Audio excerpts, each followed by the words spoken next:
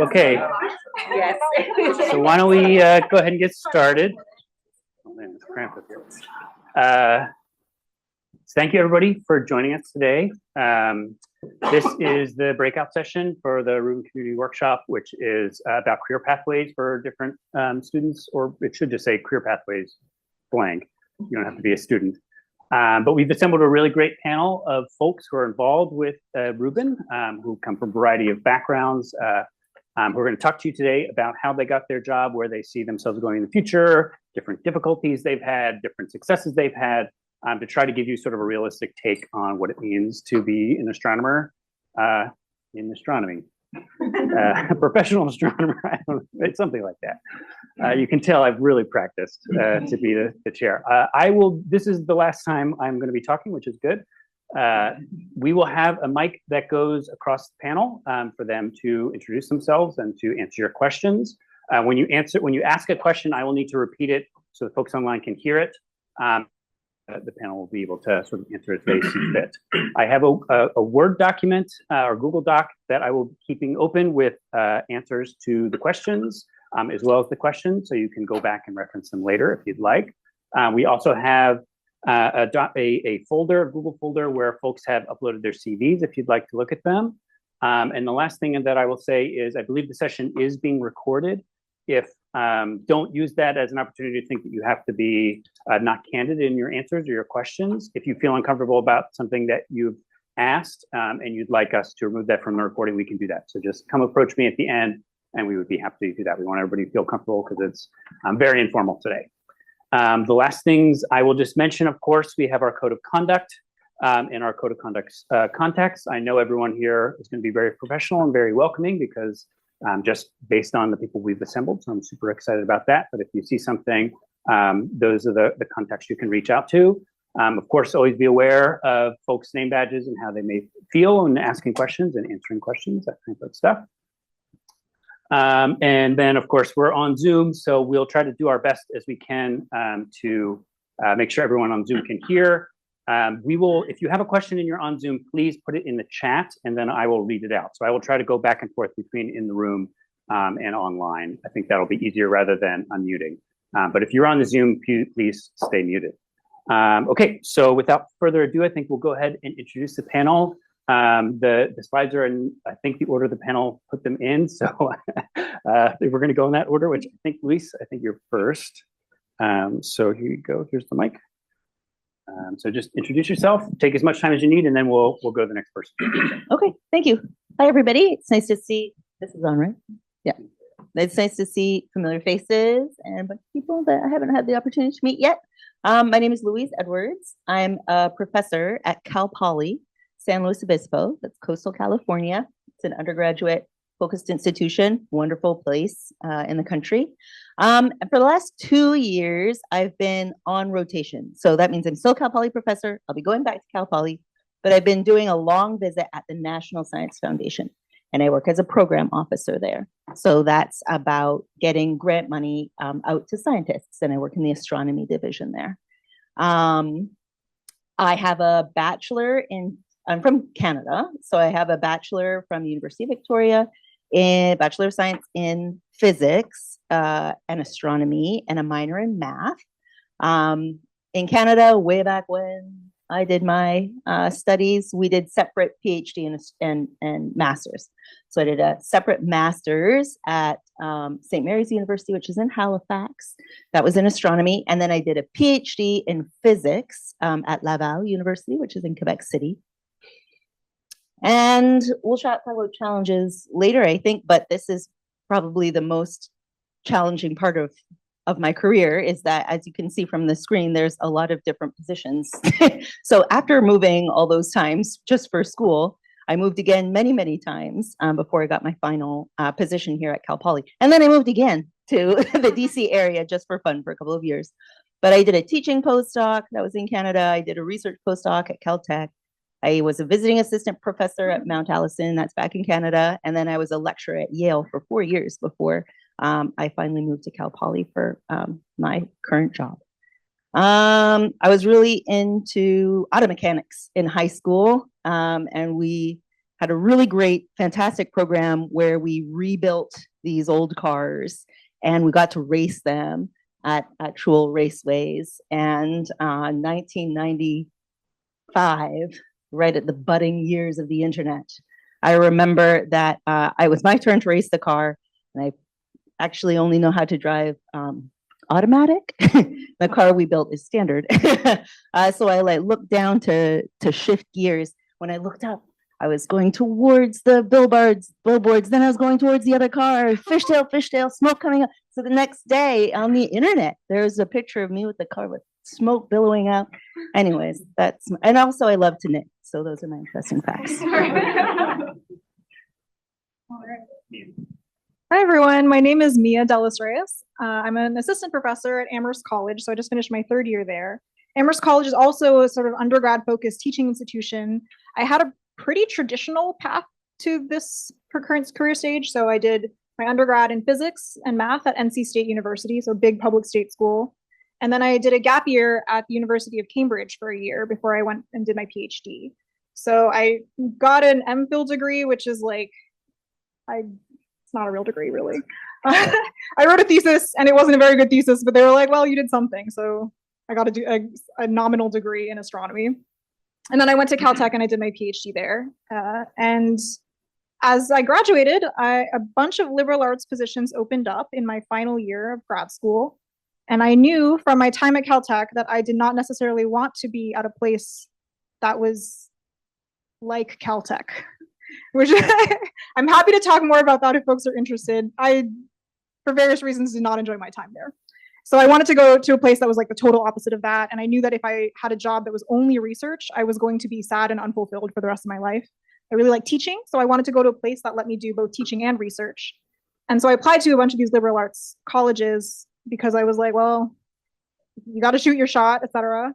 And I got in and they let me defer for a year to be a postdoc here, actually. So this is my first time back at Stanford since then, which is kind of exciting. And then I've been at Amherst for 3 years. And my fun fact, okay, this is supposed to be placeholder facts. I couldn't think of anything at the time. Let me try to quickly think of a really interesting fun fact. Okay, so my family's from the Philippines, which was a colony of Spain. And if any of you watched the World Cup recently, you know that this meant that my family was we had mixed feelings about the final. So my siblings and I ended up doing a purge where we were like, all right, for 2 hours, we're going to cheer for Spain. And then immediately after, we ate a bunch of Filipino food and dressed up. And we were like, okay, I'm so sorry, ancestors. We had to do it just for 2 hours. And then we were done. Okay. I don't know if that's an interesting fact. It's maybe a weird one. Cool. Great.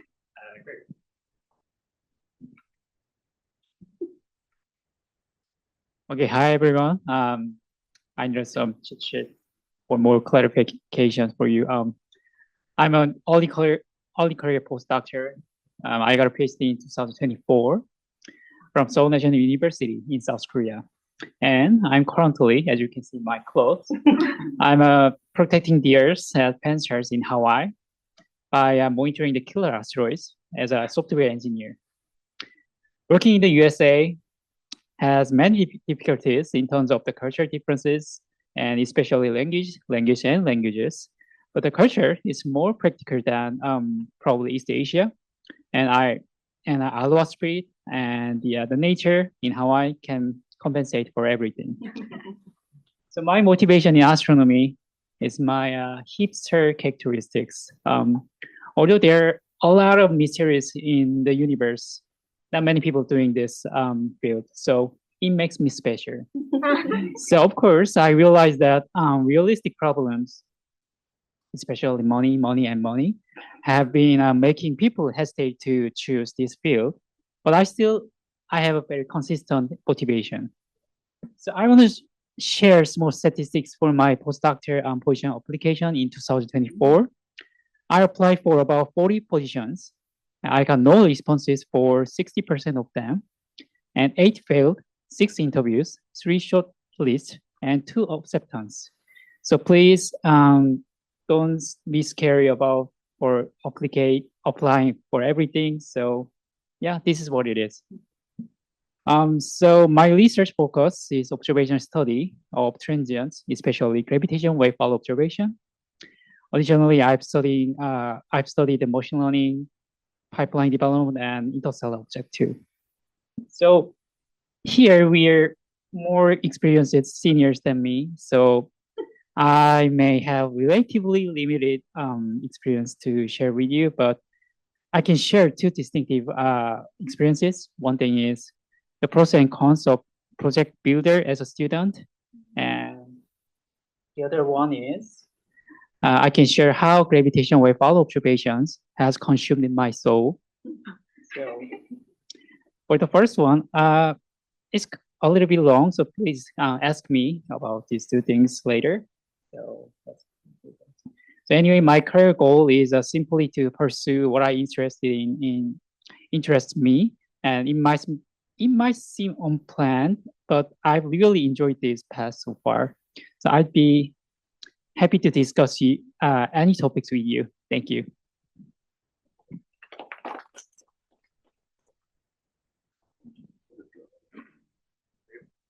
Okay. I'm Colin Slater. I work in data management at Rubin, where I'm the head of data production. So that's the pipelines and campaign management and data validation teams. So people are working to get those bytes from raw data to the data that you use to do science with.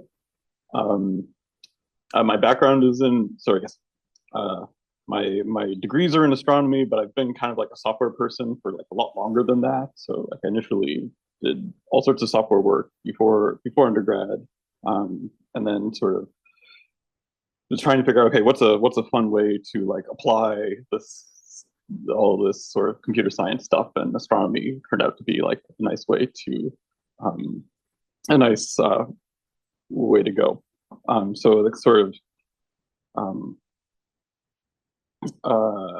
right, and then sort of on my pathway here, like I started on Rubin 11 years ago now, basically as a postdoc in kind of the project science team. So that's like, you have a bunch of engineers on a project like this who are busy building the actual like software and the telescope and stuff like that. But you also have, at the time we had a team on the side just sort of making sure we're focused on like, okay, what's the right thing for the project to be building in order to enable the scientists to get the most science out at the end of the day. So that's sort of like a segue in between the astronomy world and like the engineering world. And then from there, I sort of moved towards more of managing the effort as a whole.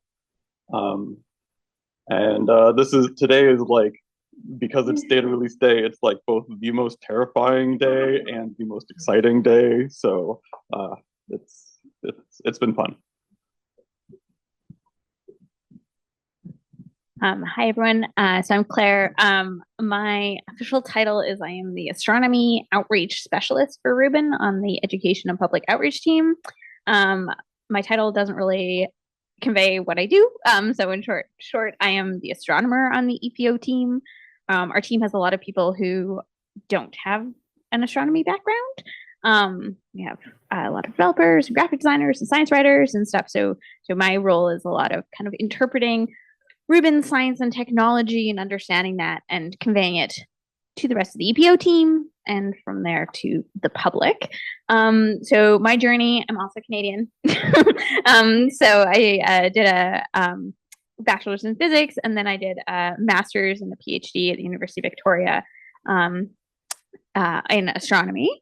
And then I came here to this job. I will say that during grad school, I did not have a plan. I was just doing it because I loved it, and it was just full like I don't really know what I want to do next, but I'm really enjoy what I'm doing and my research. And toward the end, I was like, I don't know what I want to do. I don't think I want to do a postdoc, but like, what do I want to do? And I was envisioning, I was like, the perfect job for me would have like a little bit of research, be something really cutting edge, and something with outreach. And I was like, that job doesn't exist. And then I found it. So, joke's on me. But so that's kind of kind of how I ended up here. Happy to talk a little bit more about what I meant by side quests at some point of kind of getting to this point. yeah, my interesting fact, whether it's interesting or not, is I have a horse, and so usually after work I disappear, and that's what I go do because that doesn't involve screens. And it's good for mental health. But yeah. Tough act to follow. Hi, I'm Nandini. I'm a postdoc in the National Center for Nuclear Research in Warsaw, in Poland. I just finished 1 year of postdoc, so still very finding my legs. Funnily enough, postdoc jobs don't exist in Poland, so the job itself is called an assistant professor position, but it's a postdoc. It's still a postdoc.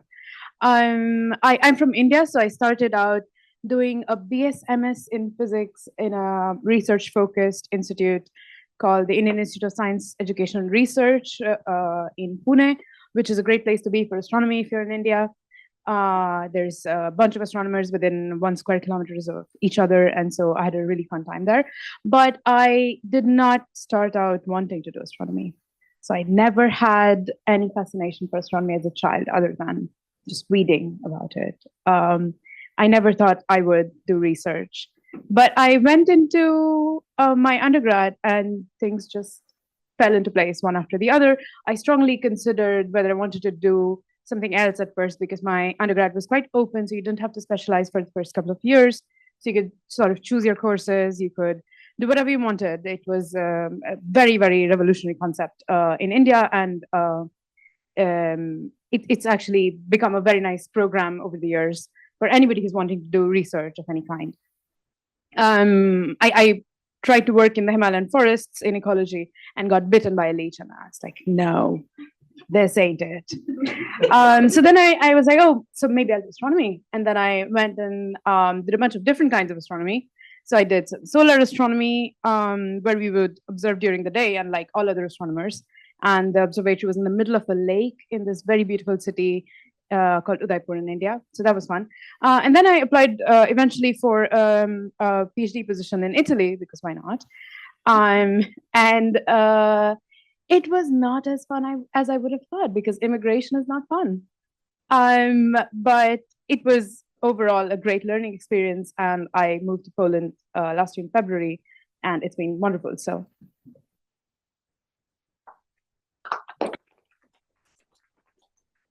All right. Hi, everyone. I'm Shar. I'm your grad student representative. So I'm currently at the University of Delaware, where I am getting a PhD. Along the way, they kind of just give you a master's degree if you fill out some extra forms. I did my undergrad at Swarthmore College, so like a small liberal arts school. And I had a great experience in my undergrad. I did a little bit of like cosmology research. And I thought that that's what I wanted to do when I started doing it. And then when I finished doing it, I knew that wasn't what I wanted to do, but I still liked astronomy. So right now I do a lot of fast transient stuff and like machine learning stuff. And I'm having a great time. I think I've been getting my PhD for like 4 years now, and I probably have like 2 more years, probably. And also, I have the NSF GRFP, the Graduate Research Fellowship. I have one of those, and I'm happy to talk about that process for anyone who's interested. And then my fun fact is that in my free time, I run a West Coast swing dancing group in Philadelphia.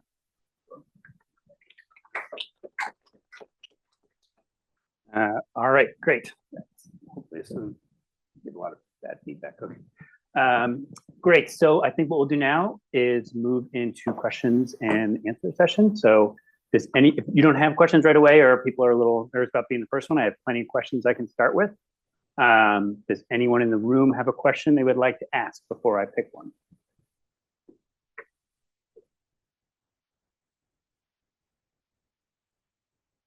Yeah, go ahead.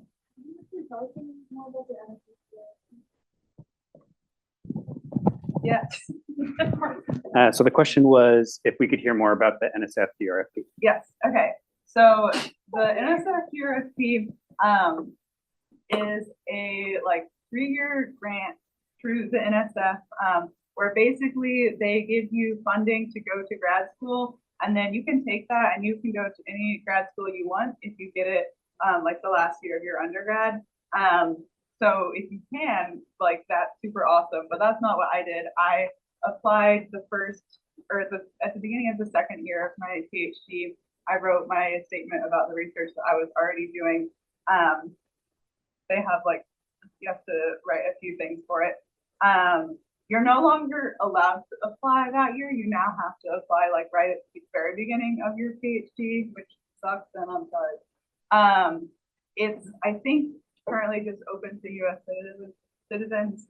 So if that applies to you, you should definitely look it up. There's a lot of advice online about how to apply, and if you can get this grant or like a similar one, then you just have a lot more flexibility in your grad school experience because you won't necessarily have to TA, which like I like teaching, but TAing is always just at the cost of your time.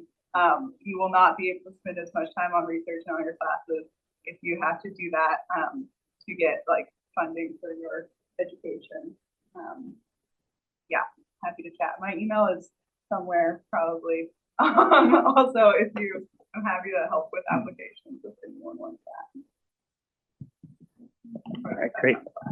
Did anyone else get the GRFP? You want to talk about it, or yeah, maybe Lacey, you have from the NSF side. I didn't get it, and I wouldn't have been eligible because I'm Canadian.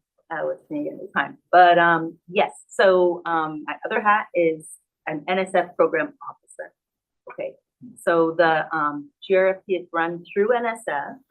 It's not run through astronomy. It's run through the education directorate. Okay, but if you have questions about the GRFP, you can 100% contact me, and I can put you in contact with the right people, or I might already know some answers. So your questions wouldn't be about the experience of it. That would much better question for Shar. But the questions about the policy or the process of applying, something like that, feel free to reach out. You know, you can find my contact information online. Great. Anyone else want to take that question? Sure. About it a long time ago. So I also have the NSF GRFP. My advice would be if you are going to apply, start early. The application deadline is before most grad school applications are due. So if you're a current undergrad and you're thinking about grad school, a lot of these fellowships, not just the NSF, will have their deadlines early. So if you are able to finish it in time, then with enough time to spare, then you can also copy and paste chunks of it into your actual grad school application, which makes your life a lot easier. There are a bunch of repositories where people have posted sample essays online. I would definitely strongly recommend looking at those. And then the other piece of advice I have, if you're not a US citizen, there are still a lot of fellowships that are available for you.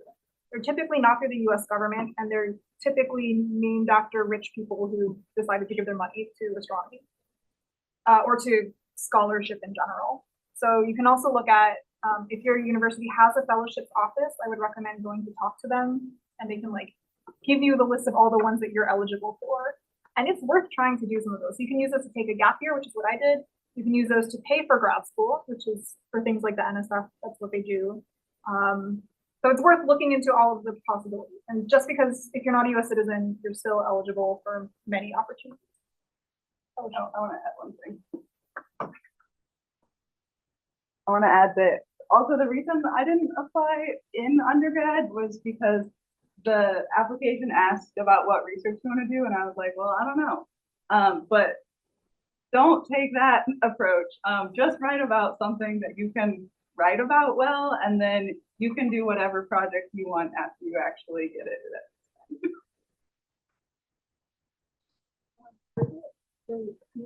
But if I'm currently in a master's program, could I still apply for it when I'm applying to a PhD later down the line? Or Yeah, so I'll just repeat the question as the mic comes down the row. If you're, sorry, if you're in a master's program. In a master's program, can you apply to it for the PhD program if you decide to do a PhD later? So if you're in a master's program, can you apply to it when you want to go to a PhD program later? That's the question. Yeah, I can check for sure, but I think it's years. I think there might be something about years outside of bachelor and then years into PhD. Okay, so I can check. Okay. But I don't know. The information is available. Yeah, Okay. it's new, which is why, which is why I don't know. It's just changed from many years of being consistent. It's a brand new change. Okay, great. So one comment that I was told by someone who came in was, if you're speaking, please project for the room. We can hear online, hears us okay, but project, use your outside voice, I guess, in the inside, so everyone can hear you in the room. Okay, do we have another question from the room or online? Yes, please. If you're an undergrad applying for grad school and you don't get in on your first go, what would you recommend doing? Okay, so the question is, if you're an undergrad and you're applying for grad school and you don't get in on the first try, what's your recommendation for next steps? Does anyone want to take that?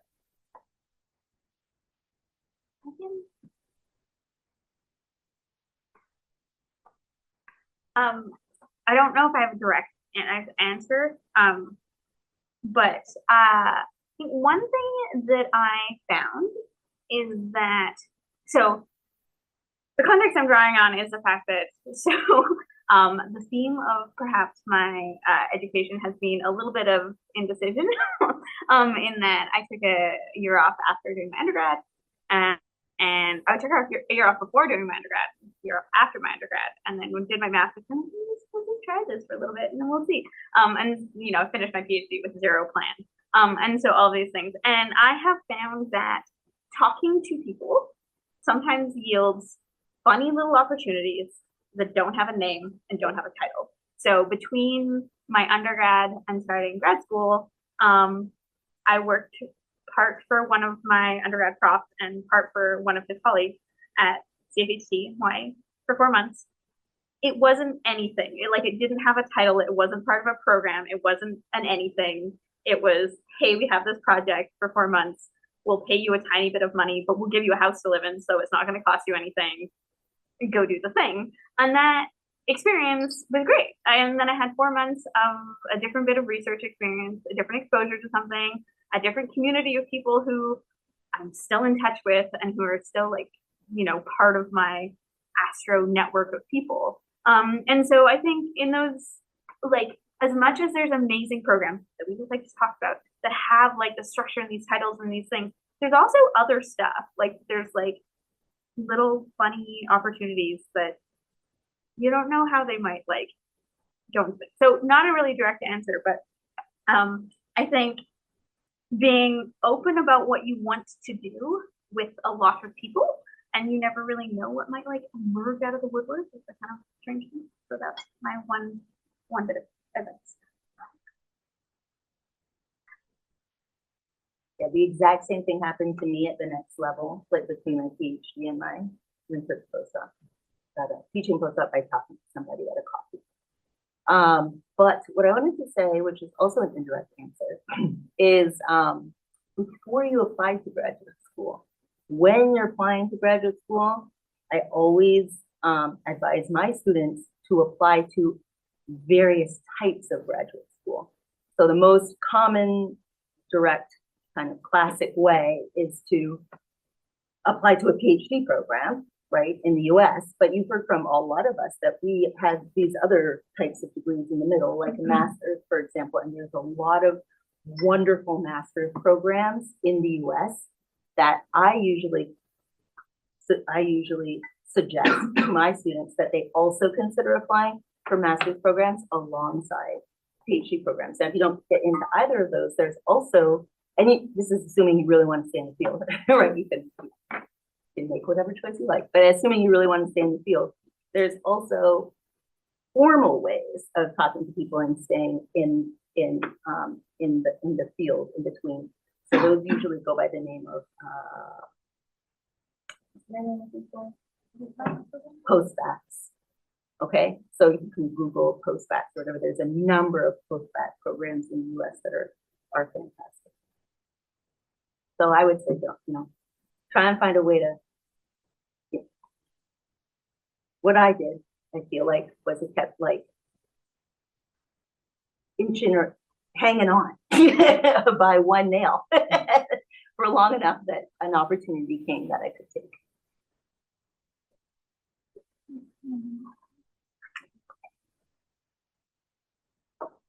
Another thing that I wanted to say is I don't know how attached you are to being in a certain place. Because there are programs around the world which open at different times. So I didn't get into grad school in the US. And it turned out that I realized that I could also fly elsewhere. And I ended up getting a position within 3 months of grad school starting in the US. So it was, I spent no time almost no time after my graduation. And the other thing is that sometimes it opens up new opportunities for you to also think around what you're doing.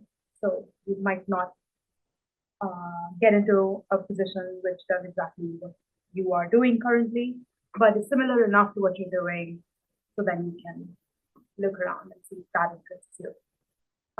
European places also have master's positions at almost no tuition fees, so you could also consider looking at those as a low-stakes way of trying out the place and the thing. And yeah, just look around. Okay, yeah, go ahead. I have a question for you. I'm considering schools outside of the US, and a lot of them are Latin America or in European countries where English isn't spoken. Do you have to learn, like, where you've gone to school in Poland or Italy? Did you learn the languages before going there? Did you have to learn them while you were there? No, absolutely not. Absolutely not. Sorry, let me just. Yeah, sorry. So the question is, if you're looking for schools outside of your home country, in this example, it's US to Europe, do you have to learn the language of the country before you go there? And so I know that several programs in Germany might require you to do this. So you should read the program requirements. So every job advertisement will have the requirements for that specific position. That said, most PhD programs don't really require you to do this. This is for the PhD positions. However, again, read the requirements. You might need to have a master's degree in order to get in, so not just a 4-year BA. So take a look. Personally, for my grad position, I did not have to learn the language, but it was a small enough town that you could not get by without learning it. So I actually speak Italian now. So I ended up learning it while I was there, which was fun. It was really fun. But if you also go to large enough cities, there are enough people who speak English and you can get by even without doing that. So again, read the requirements of the program and talk to people who've been there, or like look around on Reddit about what people are saying. Who live there. Okay. Any other question from the audience? Yeah. I think it was you that mentioned you didn't like Caltech. Yeah, I'm just wondering. Yeah. So the question is, what dirt is on Caltech? No. What experiences maybe about in general in programs maybe I have? Yeah, and I will say going into this that no program is going to be perfect. That's just true. Okay, so I actually had quite a good advisor at Caltech. Normally you hear these horror stories about grad school and they're like, oh, my advisor was terrible and we hated each other or something. I actually really like my advisor. We're still good friends and we work together. And I enjoyed working with it a lot.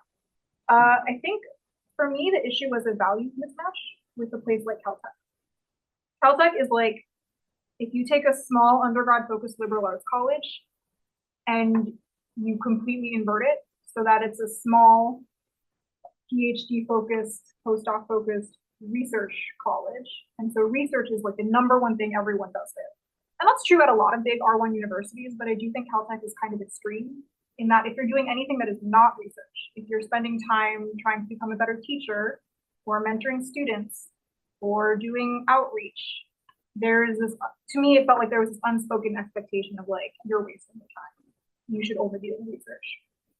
And I went into grad school thinking I really wanted to do research and that I wanted to be a research professor or work at a research institute. And so going in, I thought that was okay, but then I think I pretty quickly realized that I was not okay with that, with just sort of putting my head down and only doing research for, 5+ years. So that led to, I think, a number of clashes between not just me and the vibes of the institution, kind of between the vibes of the institution.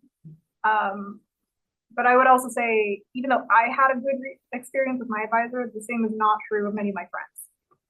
And even though I wasn't the one going through it, it's kind of sucked. I was at one point the grad student representative for all of the grad students. And I served on the grad admissions committee. Also, sorry, going back to grad admissions, if anyone wants to talk about that, I've been on a couple of grad admissions panels for PhD programs. And it was really disheartening, I think, to see how some professors talked about students as like tools to do research, and that was it, like not as people, just in the terms of research, of the amount of research productivity that you have in you. And I did not like that. And it was hard watching all my friends go through that. And by the time I finished grad school, I was like, I'm never stepping foot in Pasadena again. I have skipped multiple AASs because I just don't want to go back to Pasadena, which is maybe a little extreme. Eventually I will like let go of my resentment. But towards the end of the PhD, it was like spite was really the only thing fueling me. I was like, no, these other people have PhDs, well, I'm going to freaking do it too, which is not a good reason to get a PhD. Don't do that. Did that answer your question? Yeah. Okay. If you want more details, I can talk to you maybe in a not recorded location. Very, very good political Can answer. I add a completely different perspective? Okay, so I have never did any of my grad school in the US at all in Canada. But I wanted just to bring on your research focus thing. Is that when I started grad school, I thought research was my thing, which it is. I still do research. It's still very much part of what I do. But my experience going through grad school was having a super supportive advisor who was like, do the things that you want to do. And I decided that when grad school got me down talking to little kids about Astro and them thinking it was cool reminded me that it was cool, and that was really helpful for me in the dark days of grad school, just being like, oh yeah, space is cool, thanks for reminding me. And so I did a lot of volunteering for outreach. I did a bunch of communications staff. I ended up just like getting involved in a few interesting kind of projects on campus. I went and took a little sabbatical at Cambridge and had a different experience with a different institute.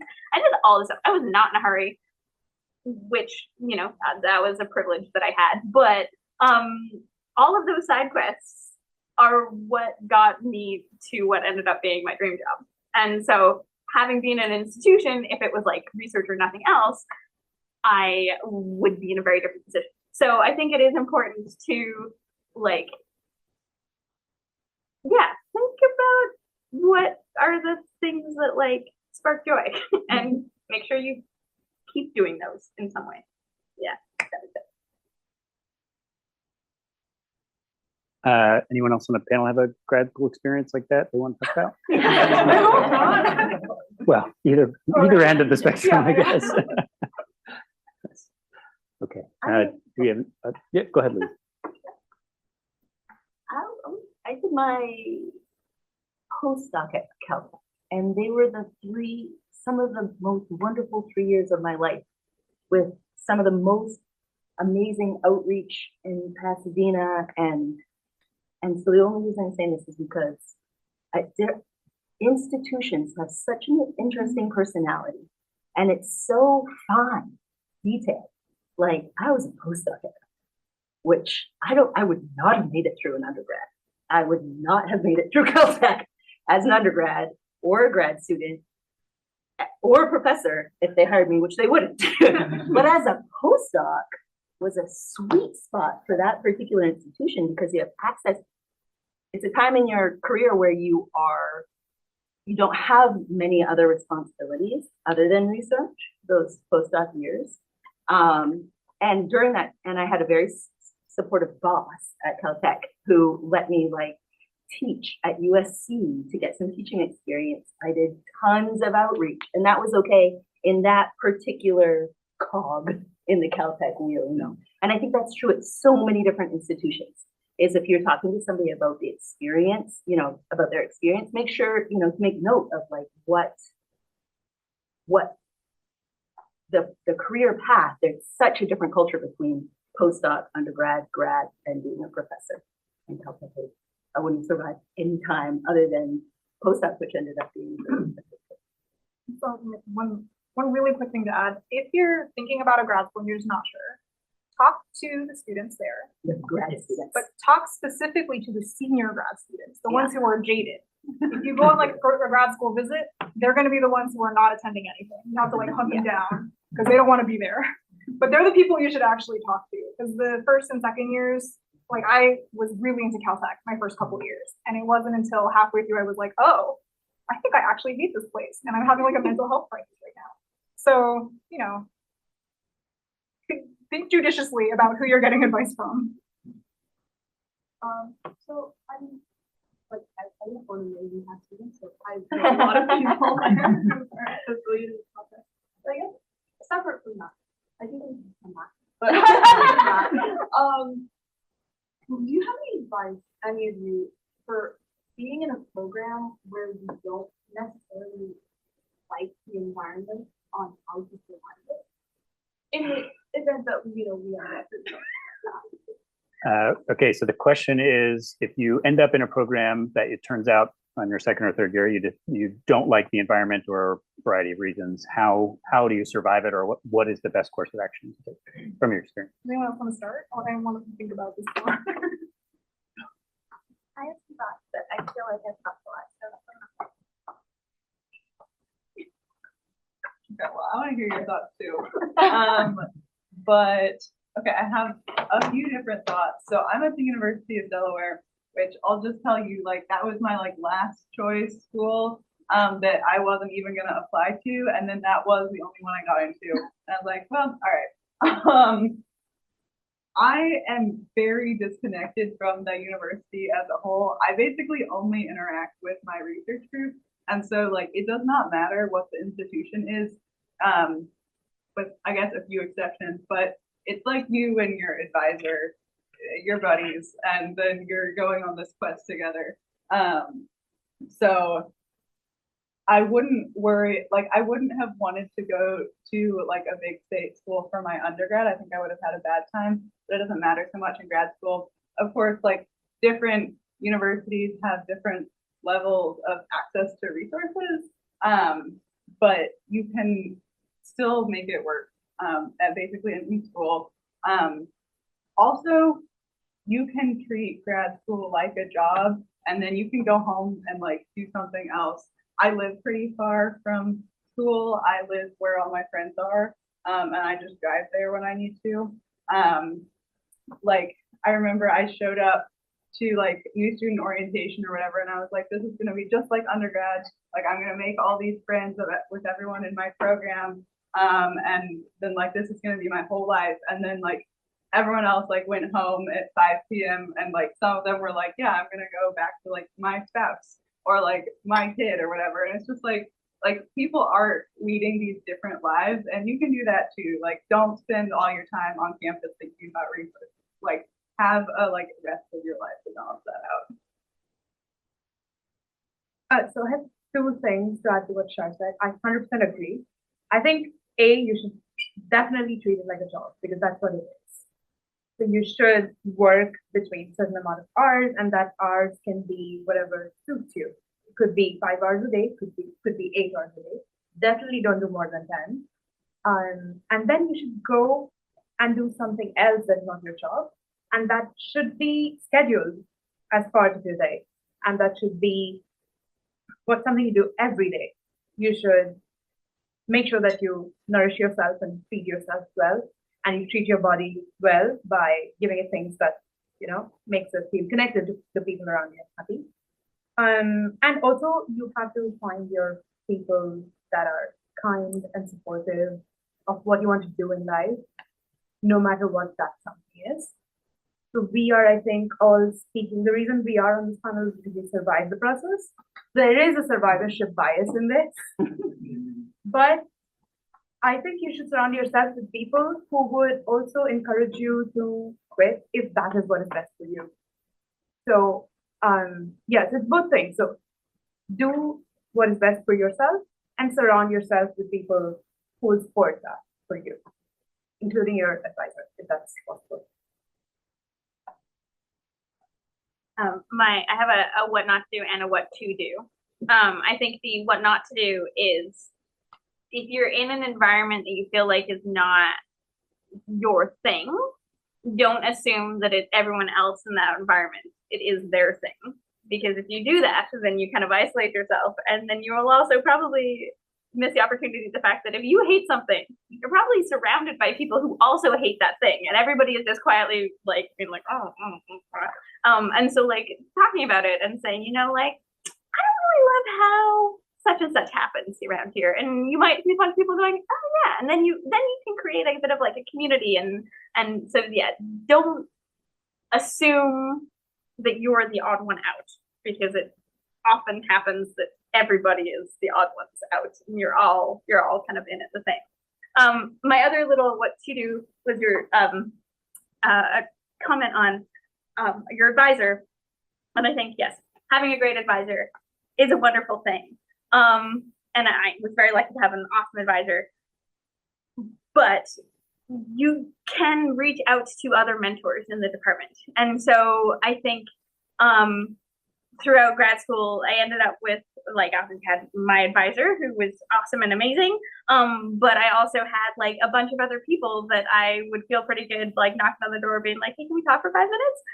And about totally other things. So like you can find other role models, other mentors, other people that can be part of your community. And they don't even have to be in the same department. They don't have to be after people. You just find people that have something that you can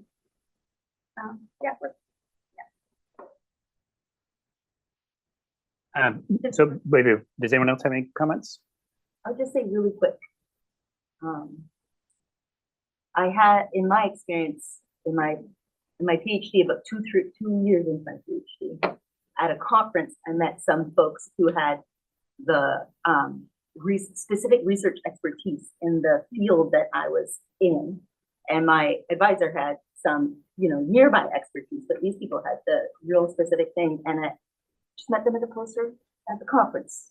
And I ended up going to the University of Waterloo, like a different university, for on and off for about 1.5 years. And then that gave me other advisors to work with scientifically. So you can move, kind of like what Claire was saying, you can build mentors within your department, outside your department. You can even, if things aren't working as originally intended, it's not impossible. Of course, you need everybody's permission. You have to do it carefully. You can move, you can visiting grad students. Any other comments from the panel? Okay, quick, before we go to question, there is a comment online I just wanted to read. Said, it's not exactly a question, but I must say that it gives me hope to see someone in a professorship and who will remain in that position for a good while, bothered by seeing colleagues treating students as employees, interns to work on. Oh God, I thought that's like a pyramid and the bar's underground. Oh no, okay, yeah, I'm happy if you want. Okay, wait, if you want memes. I'm happy to share them, but it has to be not on. It has to be online. Okay. You want to? Yeah. Yeah. I had a question kind of related to this discussion. How easy is it to switch advisors if you were in that sort of situation? Is it like a dramatic thing? Like, could you totally just swap, see what works for you? Like, is that difficult? Does it depend on the institution? So the question is how difficult or easy it is to switch advisors mid grad school. Did that. It was great. I would highly recommend it. It was something that I looked for when I was visiting grad school. Was is there a mental model that you are locked into the specific role and you're kind of stuck there, or a lot of places now they try not to have you committed to anything in particular the first 2 years, and they sort of make it so that it's easier for you to be able to move around. But there's still it doesn't make it easy. like, I quit. And so that's not fun, but like, it's worth it. And it's worth it to do that. I had when I started my master's, the program that I was admitted to, you did not have to have an advisor for the first 4 months. And you could be admitted as a full student, which basically meant that I guess there's enough people around to be like, yeah, like this would work. And so that basically meant I got 4 months to meet with the various profs who were looking for a student. And I am so grateful for that because I think it like there was a few people who I thought their research sounded good. They seemed nice. And like there's one prof, well actually there's two profs who I adore. They were definitely people I think were my mentors. They're in my community. I would have been the worst grad student for them, just in terms of like their style and my style. Like we would not have worked. But it ended up I found like an advisor who was like perfect, like absolutely perfect. And like when I started my master's, I was not doing a PhD. I was like, I am burnt out. I do not want to do this. And then like a year in, I was like, wait, I can see how I can see myself doing this. And I give them full credit for doing that because like having that work style and the supportive thing like totally changed kind of where I was. And so if you can find a program like that that lets you have the opportunity to like have multiple conversations, right? And then hopefully you don't have to have that awkward conversation about it. So well, awkward but productive. Okay, I'm gonna give you a word of warning as someone whose grad program technically does that, where you don't like commit to an advisor until like the end of the first semester. When I interviewed or when I toured, I guess I had already, I talked to a bunch of professors and I was like, okay, there's really only one of these who I would want to work with. So I told her that and she was like, okay, great, awesome. And then when next fall came around and everyone was like interviewing all the professors and like doing little trials with them, she wasn't taking any more students because they only take a couple of students every year. So if there's someone that you definitely think you want to, or if you even just want to like lie a little bit and be like, I definitely want you while you shop around for other options, I might recommend that strategy, especially because like schools will let in a bunch of students and like for us, we're a combined physics astro department. So they let in a bunch of students and then there were not enough astronomy professors that were taking students and some people had to just swap to physics. So don't let that happen to you if you're not interested in that. Anyone else for the panel? We could hear about non-US institutions. So we'll hear quickly about how to get in about switching advisors in non-US. So I went to a grad program where I had an advisor from the beginning. So I was hired on the project, but I was with a bunch of other people who were hired through the grad school and could decide an advisor. And I'm currently working at a place which also does something like this. They have a program and they hire through grants. If you're in the program, then you can switch advisors. I do think if it's a small enough institute, it might cause problems. I don't know anybody who's done it successfully. That said, you can have multiple advisors. So what I did see someone do successfully was they had an advisor who they were not getting along with, and they had somebody else get added to their advisor list and mostly work with the second person, and that worked. So this plays around it. Okay, so I'm going to take, there's a couple questions that are coming online now. So I'm going to take the next two from online. So the first one is, are there job or research opportunities in astrophysics for someone without a degree? I'm currently an undergrad, but a university strike has paused my studies. However, I have 7 years of experience working with Python machine learning. Since undergrad research isn't common in my country, I'm looking for international opportunities. I'm just unsure how to start or if my experience is enough to get a job without a diploma. Does anyone have any advice?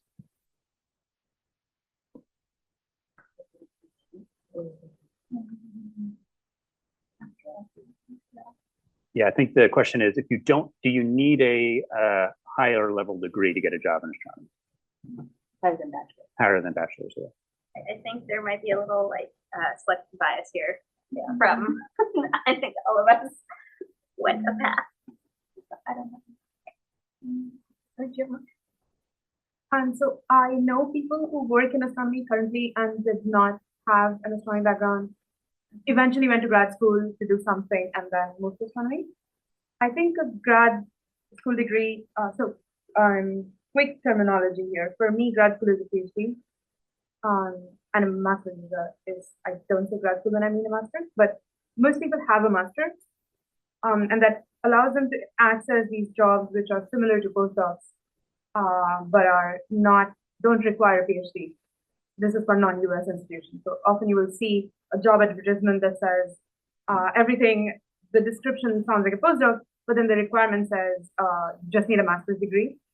And sometimes they will have special requirements that it needs to be in physics or math or IT, right?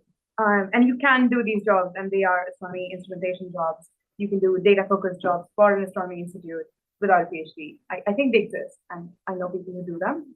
Some eventually transition into a PhD, and some continue on that track and become technical staff eventually.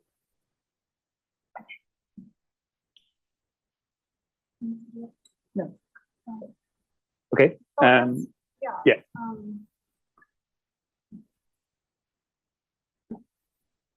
So many support, not support astronomers. OA, what does OA stand for? Observatory assistants. There we go. Thank you. Depending on the telescope, so there are the really, really big ground-based telescopes, which may employ many observatory assistants, observing assistants. I've definitely known a few who I think just had bachelor's degrees in, I think not even astro, but like a related field. Because it's effectively a technical job. You learn how to run the telescope. You don't necessarily need to understand the science that the people are doing in order to help run the telescope. So there are jobs like that, both at larger telescopes, like the Keck telescopes in Hawaii or whatever. But then also smaller telescopes. So I know there's like a small 2-meter telescope in Arizona, small. And the guy who works there is just really good at building stuff. And he has a bachelor's degree in physics, but I don't think he even has interest really in astronomy. He just likes building stuff. And so he's just in charge of the entire telescope. So that's also, there are jobs like that. I think they're quite rare. There are only so many telescopes in the world, let alone in just the US, if that's where you want to be. But there are jobs like that out there. Yeah, and on university campuses as well, there's like lab techs and things like this that I have seen people with coming straight from a bachelor's degree. You're interested in doing astronomy research. That's what a PhD is teaching you. Those are the skills that a PhD is teaching you. It's not that you're not really taking classes so much. In your PhD, you're learning the skills of a researcher. So if you want to do like astronomy research and have your own research lab and ask your own research questions, I think the answer really, honestly, the answer is you bet that you go get your PhD for you really need a PhD for that. But support positions. Okay, anything else with that? All right, I think the second question is very similar to the first. I'll sort of reiterate it just in case you want to add anything else. But on top of, do you need necessarily formal astronomy degrees to get a job in astronomy? If you wanted to transfer from, say you had a bachelor's in economics or some other type of field, do you think those types of jobs could still be open to someone who's, maybe understands math or some type of coding, but just doesn't have it? Is not a physics undergrad, let's say. I guess it's. Can you do astronomy without a physics undergrad? Yeah.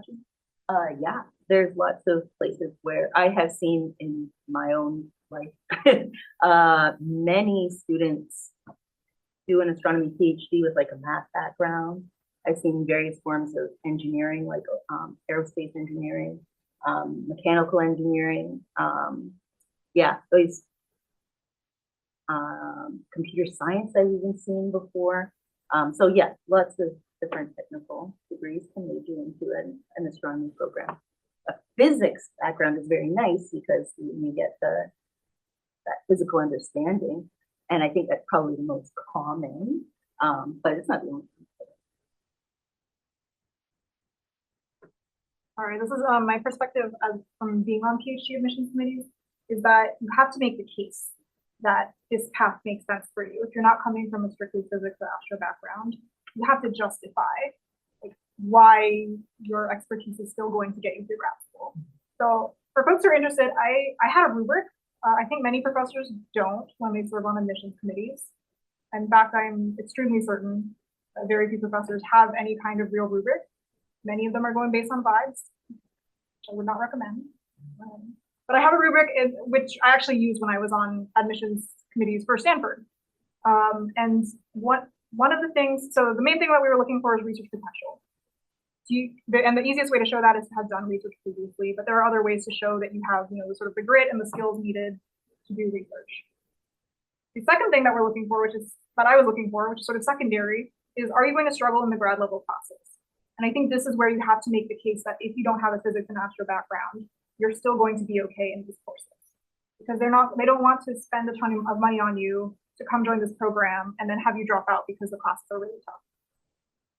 I don't think that's ever happened. I think that's a pretty rare edge case, but that's sort of the fear. You have to sort of make that case that you're going to be okay. And the easiest way to do that is to have a prior GPA in physics and astro that's good, and have taken those upper level physics classes that are as close to grad level classes as you're going to get. The third thing that I was looking for was sort of resilience, because it turns out you don't really need to be that smart to do a PhD. You just have to be really stubborn.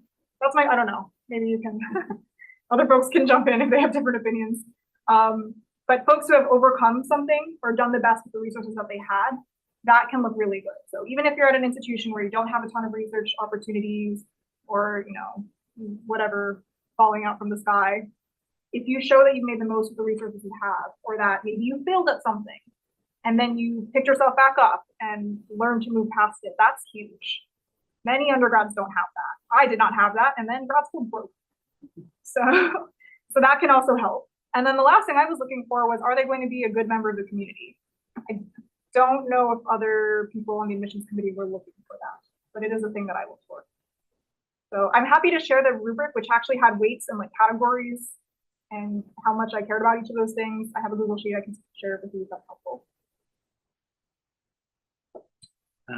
Okay, great. Does anybody have a question? Yeah. So, kind of going back to what you were talking about, how do you know, can you know from the website what they're looking for is something all of them are supposed to be easy, but how do you know if they care about whether you want to be outreach or not? Can you tell from the website?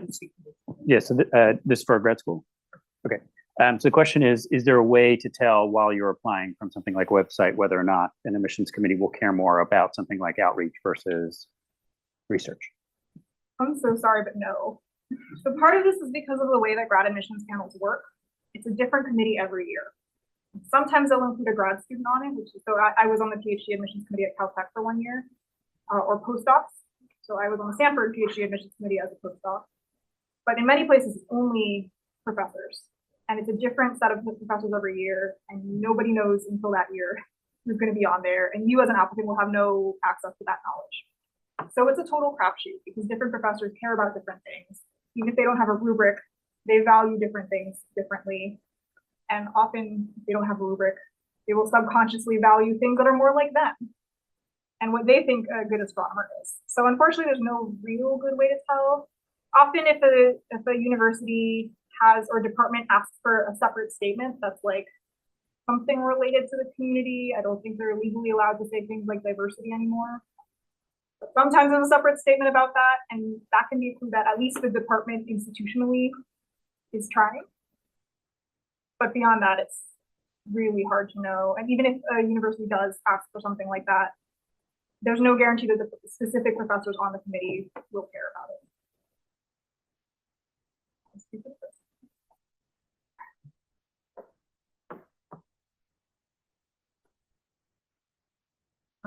I have an indirect work that might work, and the answer is talking. So if you go look at all the students, and most of them will have a publicly available profile, either which is part of a collaboration or their own GitHub page or LinkedIn or something, and go look at how many of them do different things. That would give you an idea of what other successful students in that program are doing. And if you can see and sort of gauge that, oh, most students do a bunch of different things and they are doing well, which I wouldn't know how to tell if they're doing well. You could reach out and ask them, right? And then if you see senior grad students do a bunch of different things and have acquired these things in their resume, which is not just research, but also community-focused work or outreach and so on, that gives you an idea of what it takes to be, I guess, welcome in that grad program. I'm now wondering whether this is a Canadian thing. But like in our university system, there's graduate advisors. And so for the institutions I was interested in going to, emailed the graduate advisor and said, can we chat? And chatted with them. And that gave me a huge amount of insight.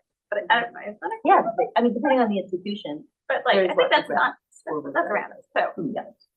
Yes, I think graduate advisors. Talk to them. They could do the best. Okay, do we have any other questions from the crowd? If not, go ahead. It's kind of similar to the last question, but when you were applying to grad school, was there anything specific that you look for or that you wish you looked for that may not be very obvious to make your environment a little bit better or more suited to yourself? So the question is, when you're applying to graduate school, is there a way to figure out something about the program that could be more suitable for your needs when you're in it, or make you feel like you'll be comfortable when you're there? I thought there was not much that I could learn like before applying, but everything I learned from visiting after I was accepted to the program. Like that all like you make that happen. Like there's a lot to learn there. So I think the best way is to do the internship program in that group. So of course, when I was I did one internship program during my before getting into graduate school. Actually, I have zero base about their study and their research topics like supernova observation things. I realized that no matter how it's really tough and hard, but I really enjoyed it.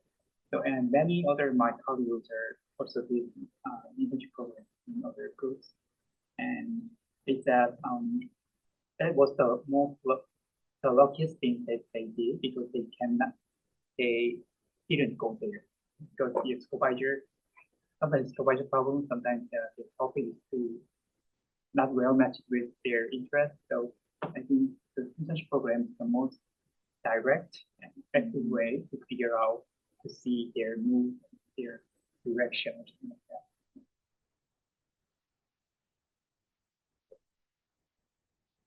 Okay, any other questions from the crowd? Are there questions online? If not, I have a couple. Give folks a second. Can I add one comment? And just one thing that has kind of subliminally come up in this conversation that I just wanted to say is like geography.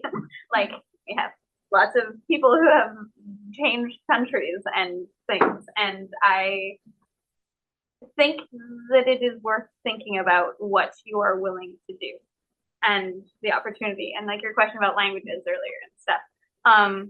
Going to other countries is fun and amazing and really hard.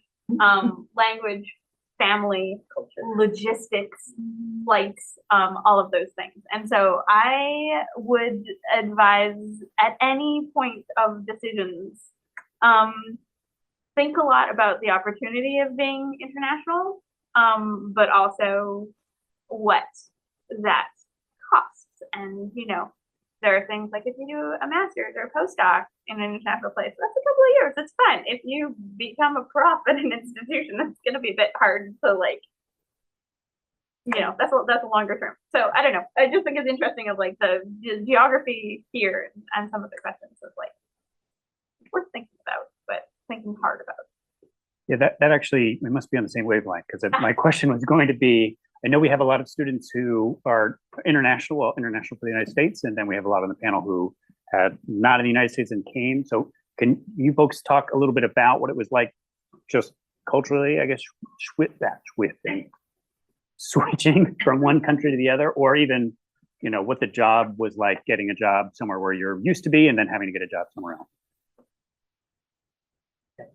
Yeah, my friend, there are lots of stories about that, but I'm afraid I cannot take everything because of my language problem. But that is one of the most important. So the biggest problem living in out of my home country is, of course, language and cultural difference. Like, for example, we don't call the supervisor with their first name.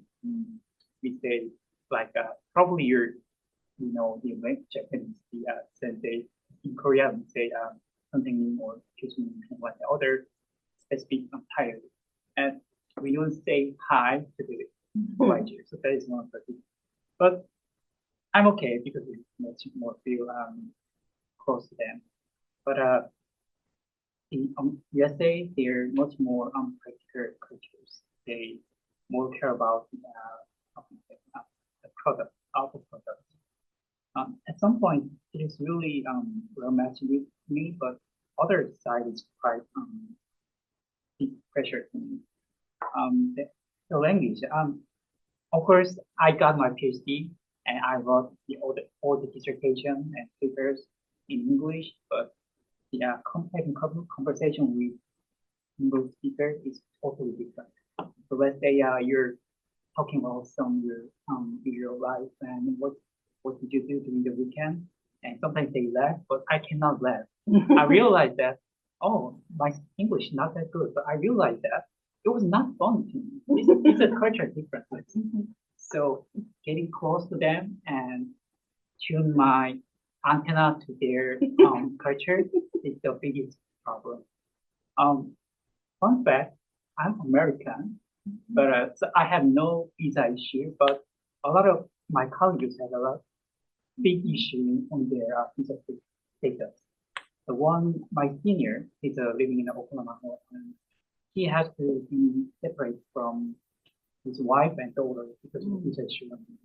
And he's trying to get in a new job in America, but institute cannot afford the more than $10 million. So no matter how he has very good, how can I say, paper recording, good skills on that portion, he couldn't get. So that is the other issue. So, yeah. Anyone else? I can. Yeah. Yeah, so I think I kind of alluded to this earlier, but like I had absolutely no intention of leaving Canada.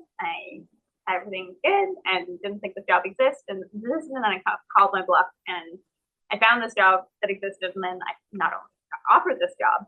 And so for me, that situation was like I couldn't not take it. Like it was a perfect job, but like moving and like kind of in the US, like I think a lot of people are like, yeah, it's the same language, whatever, it's not that hard. But like there's so many things that are like just expensive and tricky about having that to add to what you're doing. And like it's great. I'm really grateful, but just the like mental tax and just like added logistics of something that is probably one of the easiest international moves, but it's still a lot. Yeah, and I don't know. There's a lot of like kind of cultural and work style differences and things, but it is like rewarding. I did also go spend a bit of time in the Hague during my grad school. Again, it's a lot of things where you're like, this is not that different, but yet everything is like a little bit different. And so it's one of those things where I think choosing your moment of when you can do that, when you have like the mental bandwidth to take on something with like a little added challenge, and just knowing the fact that it takes a little extra. It's worth it, but it takes a little extra. Again, this is a survivorship bias, but I think doing these things early on in life builds neuroplasticity and it builds resilience in a way that pretty much nothing else in the world can. It creates a different container in your brain to just appreciate a different culture even if you speak the language sometimes, and especially if you don't. And I think it creates an appreciation for the things you have and the things you don't in the context of yourself and the people around you. Yeah, like I started with my speech with saying immigration is hard. It's terrible. I come from one of the countries with some of the weakest passports in the world. So we have a very weak passport. So every year it's a new drama. With immigration, visa. I lived in Italy for 5 years. I had to apply for permit 6 times. Expensive, takes time. It's terrible. It's very dehumanizing, but you make friends. So, yeah, try it out, I guess. You might not have fun, but it will be great for you. Okay, you have a question? Yeah, so just to add on to that, I guess a lot of professionals in economy just have to move around a lot. At what point for you did you find that moving around for the sake of your career was worth it for like the life and community that you had? Okay, so the question is, astronomers are a very mobile bunch for jobs. And so when did you find, I want to make sure I got your questions right. So when did you find that the position you were in was the right spot, or when did you say that moving was good, or what? Well, say it again. if this is applicable, at what point did you determine that you no longer wanted to keep moving around, even if that meant that it was like better for you? So when did you decide that you did not want to move around anymore, even it would have been better? I'm not going to answer this question because the reason that I didn't want to do a postdoc is because I didn't want to move, and then I moved to a different country. So I don't know. Like, I think it is one of those things where it's like you got a pros and cons every choice, and like the people around you and things, and like my studies bats. We are so niche, the pair of us, that like it is really hard to do that. So, you know, we both decided we have things that we love about our jobs, and so that would mean we're gonna have to move to where we can, and so we did. So, but I think probably everybody has a different answer to that one. No, that answer. Wasn't sure if you were reaching or pointing. Yeah, of course, I'm a early career. I didn't stop my moving yet. But most of my colleagues, my friends in Korea, they the biggest factor is family and having a child. To be honest, my colleagues, they're really skillful and they're really talented people, astronomers, but they didn't go international, other countries, because they just got married with a Korean woman or a Korean man. So they just stopped there moving. And other my seniors who had experience in international countries, they just came back to Korea because that university hired them. So that's how they got their moving. So that's my short experience on that. Resonate a lot with your question, because that was something that I asked myself a lot, even from undergrad, thinking about grad school, and that I would have to move probably for grad school. And at one point, this is way before I got my final job, my tenure track job, I had lived in 11 cities in 11 years. That's a lot of moving. It's a lot of changing your friends all of the time.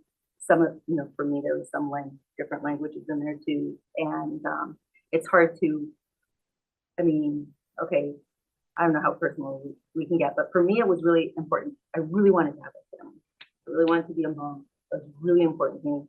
There's all this biological clock pressure or whatever that seeps in. And, I'm like 30 and in grad school and looking at several more moves.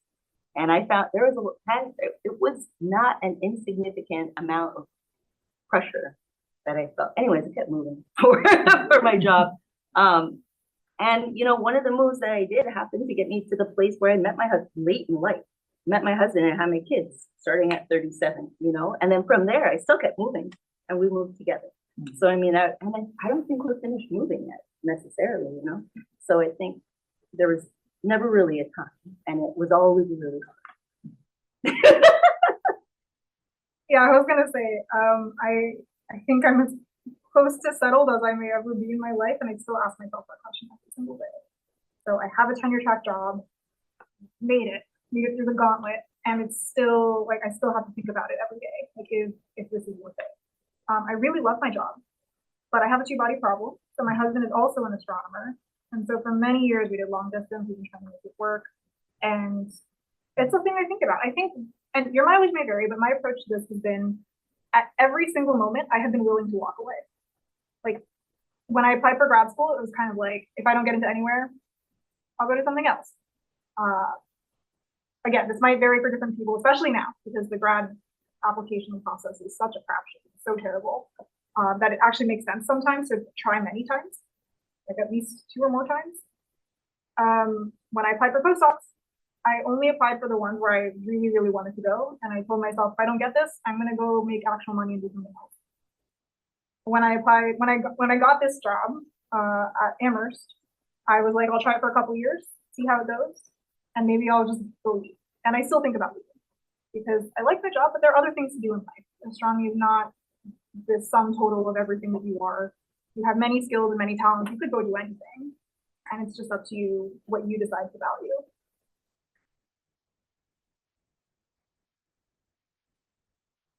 Okay, so we have about 10 minutes left. So what I was thinking maybe we could do, unless there's a burning question, and if there is, please let me know. No pressure. It's got to be a good one. No. I was, yeah, go ahead. Yeah, one last thing, just because you reminded me of it, that like in the application process, like one thing I did that totally like, I guess is like a stress relief method was like just fired up all these applications for the astronomy things. In the meantime, and then just like waiting around to like what else could I be doing?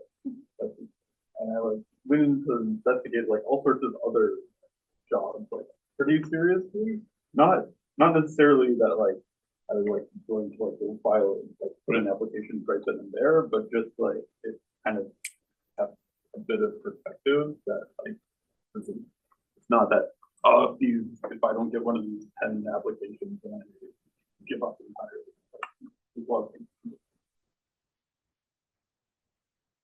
Okay, so what I think we'll do for the last 10 minutes, I'd like the panel, if you guys have closing thoughts, just, maybe pass the mic down, start at one end and the other, and then whatever sort of last thought you want to share, please do in our last couple minutes. So yeah, maybe Colin, if you want to start, and then we'll go that way or this way, and we'll figure it out. Who's up?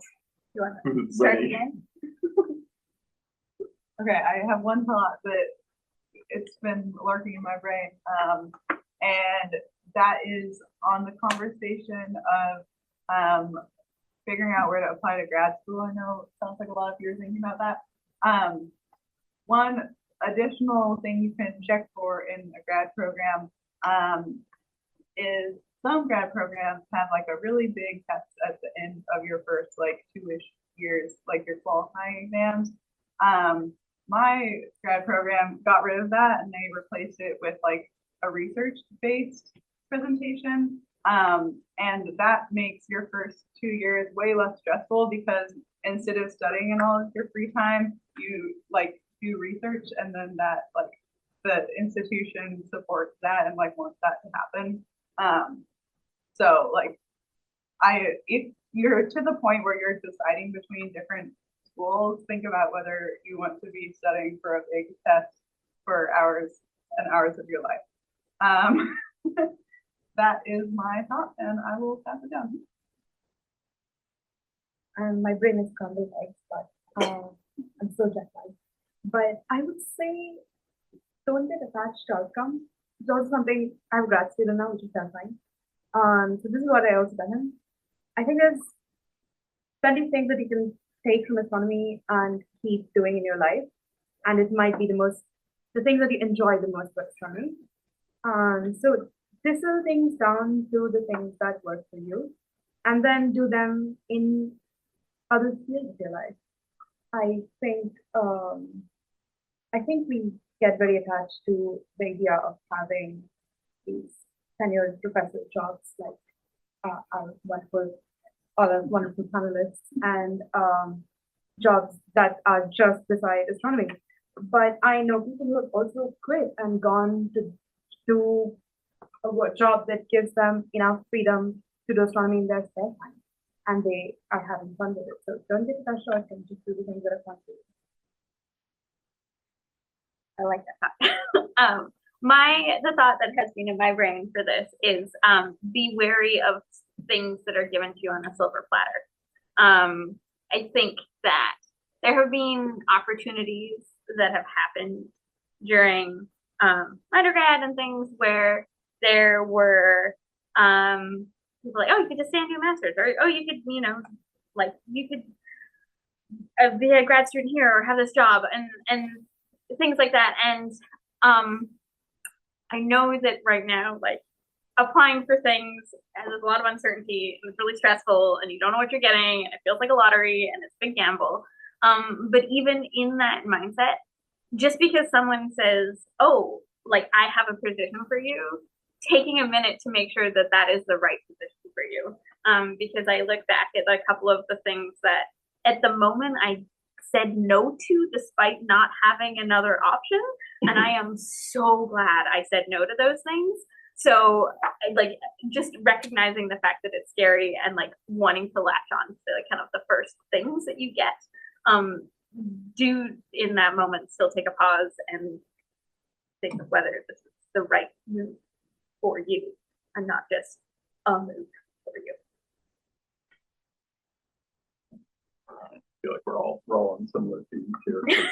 Like I think of like how I got to my position is basically by continuously choosing the path that seemed like it was going to be the most fun.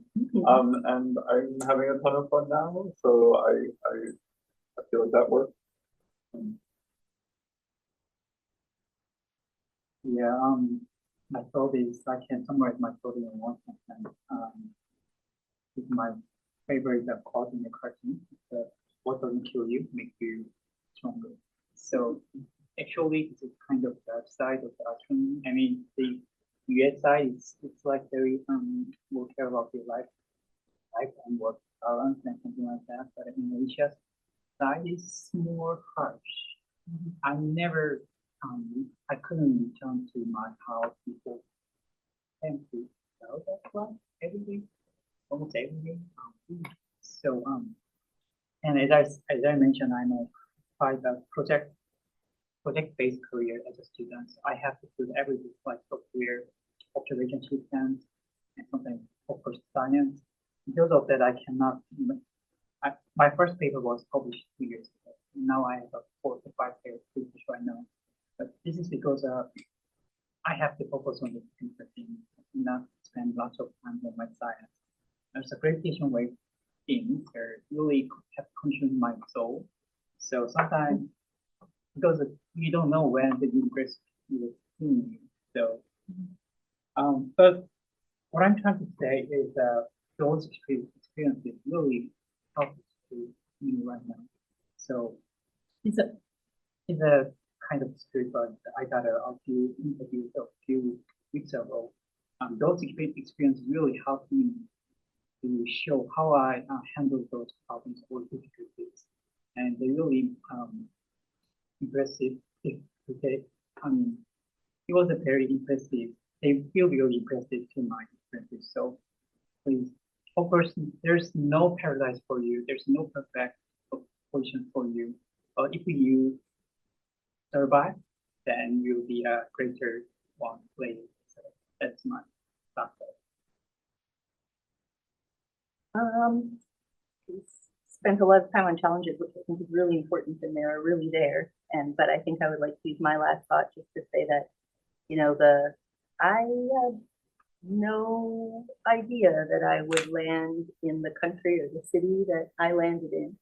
And it's kind of wonderful in many ways that this is hard in many ways, but also wonderful that I have friends in 15 different, good friends in 15 different cities all over the world who I still connect with because I got to spend my time taking images of the sky with the best equipment in the world to do that, and just thinking about how galaxies formed for years and years and years, and that's pretty wonderful.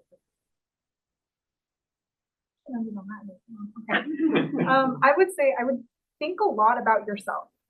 This job, surviving in academia, requires a lot of introspection. You have to know yourself really well. What do you like? What are you good at? And what is fulfilling to you? / sometimes what's fulfilling is like what will allow you to survive / make money, right? Your goal is to try to find something that is at the intersection of all three of those things. And that's really hard to do. That requires knowing yourself really well, knowing what you like, knowing what you're good at, which is something different. And then, you know, what society vital constraints are on you because of stage capitalism. And then when you're in that process, it's really tempting to think about everyone else around you and to try to compare your process and the things that you like and the things that you're good at with what other people like and what other people are good at. Don't do that as much as possible. Like, I mean, it sounds so really easy. Like, just don't do that.